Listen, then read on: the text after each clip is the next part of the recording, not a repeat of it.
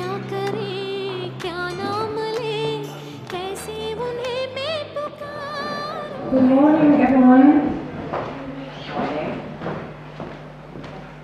Welcome to the second network meeting of the Arts Network India. I'm very happy that you all responded in large numbers to our announcement. And I'm very happy to have national as well as international guests here today. Since The Hague is a large Hindustani community, now with the Arts Network India, we have a special focus on India diaspora arts today. My name is Venu Dupa and I come from London. It's good to see so many people here. Thank you for giving up your time. The first thing I'm going to do is just talk about the shape of the afternoon. So there are going to be two sessions.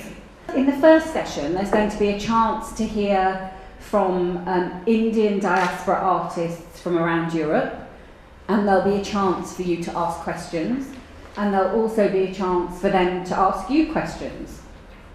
And then we'll have a dance performance. And then in the second part of the day, we're going to have some round table working sessions. So it's going to be interactive, and we're going to look at 4 areas that you have already identified as areas that need progress in the area of international working and diaspora arts. I'm going to touch a little bit on the UK now. A long history of diaspora arts in the UK.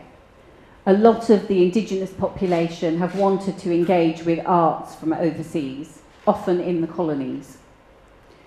The migrations in the 20th century brought a more urgent imperative. After World War II, a whole network of state provision was set up for the arts, the length and breadth of the UK, but it was to present the Western canon.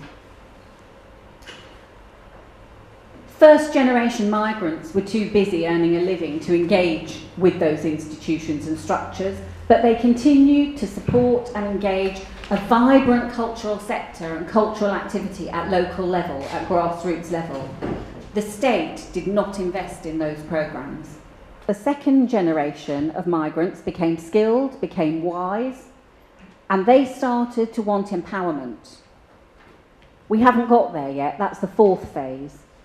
We haven't got there because there are some attitudinal issues to overcome and some practical issues to overcome. The attitudinal issues are mainly post-colonial psyche, public subsidy in the recession, and obviously misunderstanding within the structures. And thirdly, we lack political understanding. Our politicians have no clue about creativity. We say, if you don't use the arts, it's like toothpaste. If you don't use it, keep your mouth shut.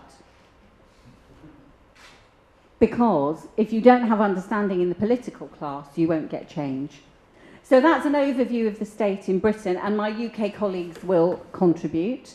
And now I'd like to call on Raj Mohan to just give an overview of the situation in the Netherlands, which is very different. Raj Mohan, please join. Well, the Surinamese here, they were cut out from India in Suriname. The only thing we imported was the music and the film. No literature, no poetry, no other fine arts, classical music. They never heard of Pandit Ravi Shankar or Begum Akhtar, for example, you know. So when they came here to the Netherlands, they discovered that there is more, that we are much richer than we thought. You know, so the sources are much larger than we thought. So it's not only folk music and Bombay film music and Bombay film, but there's more. On the other hand, we've got a very rich Western culture, art and culture here. And these artists try to find their way and the cooperation with, like the Royal City Theatre in The Hague, or Utrecht, or other theatres who are willing to look forward when we are thinking about diversity, you know, cultural diversity. So that these are the good things that's happening, but it's kind of slow. It's not getting, you know, it's not running as we would like with the artists who are here from the Netherlands. Everybody's doing like this. Yeah, that's true. That's true. You know. So that's the situation right now. Thank you very much. You've heard the opening. You've heard what collectively we hope to get from this session. But you've all come here for a reason. So on your bit of paper, I'd like you to write what you want to get out of the session. Just one sentence will be fine. Be spontaneous. And then once you've done that, underneath that, I want you to write what you hope to give to the session today. Right, we're going to hear now from the first of our international contributors. I'm going to ask them to keep this to very short presentations because I want to leave time for questions. So I'm going to call on the first international contributor, Ladja. I believe in exploring dance.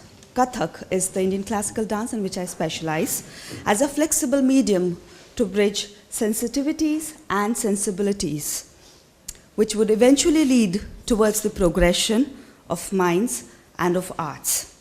When we talk of Indian diaspora, we first need to understand India, not only as a country, but as a culture. And finally, the scene in Portugal, as I come from Portugal, Lisbon, is a bit different. India is in fashion there, as it is in the whole world. So suddenly there is a fresh interest, and everything that is Indian is what people like. So however, the Indian community there has about 90% migrants, and there are those migrants who have come from Mozambique in the early 70s. So however, the attitude of the people there is very opening and inviting, which allows them to accept and incorporate change. So at the end of it, this is a general view I would like to say as an artist, is that what counts is this ability to incorporate change, but by bridging your sensitivity and your sensibility. It's because only then can we progress the art form and our own selves. Thank you. So next I'm going to call on Dharanbir, please, just maybe to give an opening. Thank you. What I like the word which Dr. Ashok Ranade, an eminent musicologist in India, says, confluence music, not fusion music. And I think I got involved in confluence music in England by playing with groups, you know, from all around the world, you know, playing with a musician from Ghana, playing kora and sitar, and playing Chinese dulcimer and sitar, and Western contemporary musicians, cutting edge kind of aspects of music, sampling and manipulating and all of that in the stride, and then recently working on a project with some jazz musicians and all of that. Where I stand, I'm very positive. I believe that the country we live in, what is available there is immense to do what we want to do, whatever we want to do, not only for ourselves, but actually the people we are living with. I think my only thing I can do is to point the fingers backwards and find ways, as Venu also pointed, was that what are the tools into engaging not UK-wide, but Europe-wide and then global-wide to understand those kind of tools and all that. So wonderful. That's where I am. Thank you very much. Thank you. Okay, let's call on Sangeeta next, please. Yeah. I'm from Berlin, and in Berlin we have around 3,000 people, and in the whole of Germany we just have around 30,000.